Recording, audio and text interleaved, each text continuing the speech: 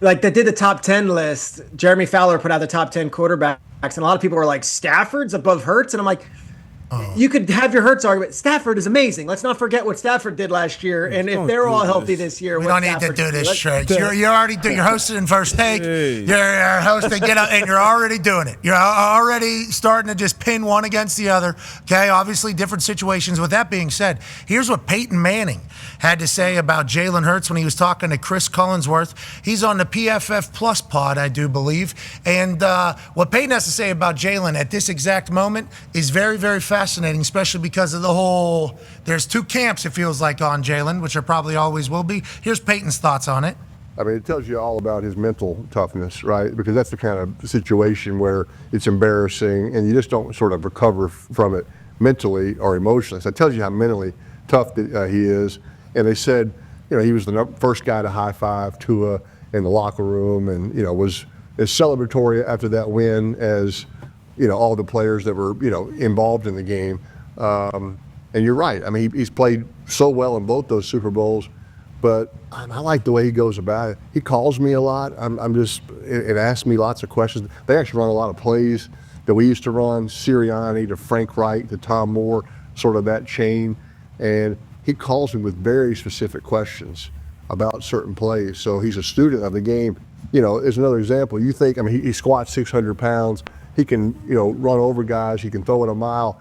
But his appreciation of the cerebral part of the game is what's impressive to me, and how he's taken his game to the next level.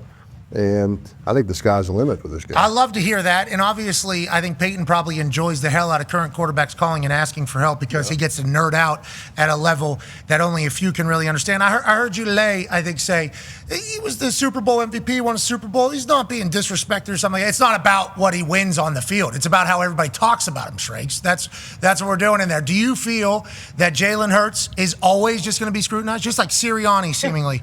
Always going to be scrutinized. Do you think that's just how it's going to be, and that's kind of what life is going to be like for him, even though some others might not experience the same?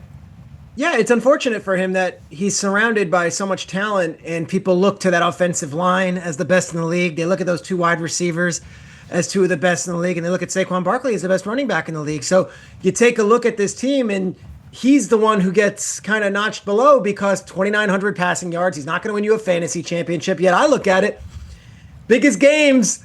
Here's the guy outplaying Mahomes in 2 different Super Bowls. Here's a guy winning Super Bowl MVP, makes every big throw. He's had 6 different offensive coordinators the last 6 times he's taken the field for an NFL or college football team. So I think it's fair for both sides. I think you're allowed to say, hey, look, this guy might not be the first overall pick if I'm redrafting the NFL right now. And he might not be a top 5 quarterback if I'm redrafting my quarterbacks. But you could also say, he has done everything you possibly could ask for, and that he is the perfect quarterback for that city, for that team, and for that coach. And you nailed it with Sirianni. I think if you polled all 32 NFL head coaches, hey, who are the coaches you respect the most in the league, or who's the coach that you think is tops in the game? I don't think they respect Sirianni either. I don't think he's viewed as a top 10 coach, despite all the success. I think they also hold the same stuff against him. But he's perfect for Philly. He's perfect for that locker room.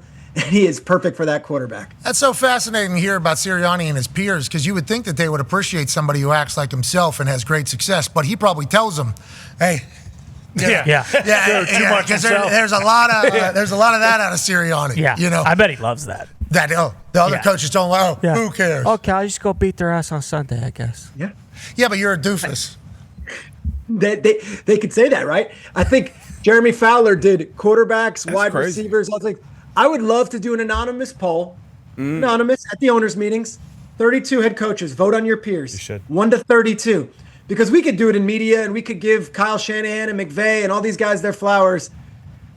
This guy Sirianni, every year is in the playoffs, and the last 2 out of the 3 is finding himself in the big game. So I respect the hell out of him. I don't know if he gets the same respect amongst his peers that maybe he deserves. The whole media is calling for his job after wins. Yeah. I mean, that is the Straight knows a lot more head coaches than I do, but I think his peers respect him, because they know what it takes, regardless of what type of talent you have, what type of players you have, where to get a group of guys to buy in, especially to talk about those wide receivers, they ran the ball more than they threw the ball. So those guys got to buy in. They know it more than anybody else. Howie does a great job running that team as well, so being on the same page with him.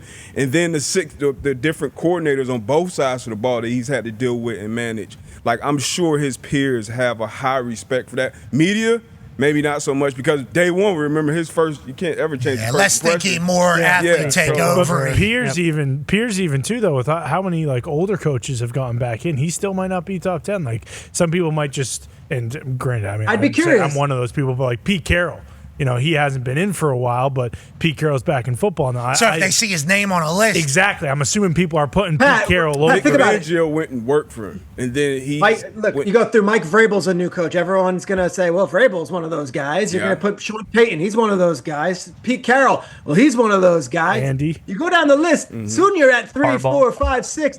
Andy Reid is definitely one of those guys. Like, this is the way we talk about. So they're not going to do the actual vote. That's what we're saying. Who's 32?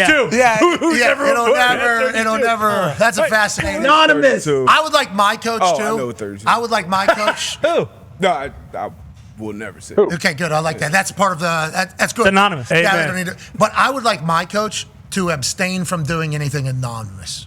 I would like the coach to say, "Nah, everything I do, I want my name on it." I would like to. I was approached to do an anonymous vote in the locker room one time, and I said, "Nah, I'd rather just put my name on it." And then they told me what it was. I was like, "I'm not doing that." What was it for? There was a vote on something. It's anonymous players were polled on something. It was like, how could this poll actually give proper context to what this situation is? Just so many things I hated about it. Like, let alone the anonymity about it. I don't like that at all. I don't like.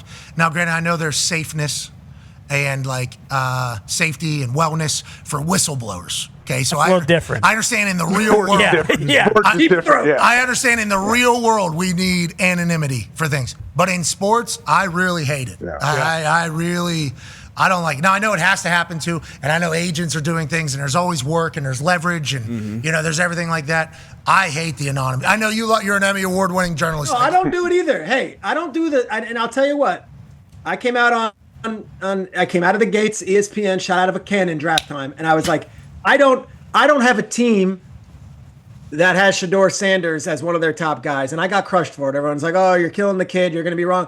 And that's what I'll say. I'll just tell you what I'm hearing from teams, but I'm not going to be one who's going to say, hey, anonymous source tells me this about this locker room or not, unless I feel like it's someone that's worth a damn. I'm not taking it from the equipment assistant to the regional manager, whatever it is. Like, it has to be on good stuff for me to go anonymous. Yeah, those are the ones, actually. That's I got their finger on the pulse. The best poll we have now yearly with the NFL is the report cards, because we know it's coming from the players and the people in the building. Like, and it's not who's doing this. And once again, congrats to the Arizona Cardinals. Yeah, right, doing it. Yep. Cardinals went from F- on everything to at least couple C's and B's. Right. Hey, Bidwell. Bidwell. Hey, our guy. Love that. We love that out of Cincinnati. Bidwell.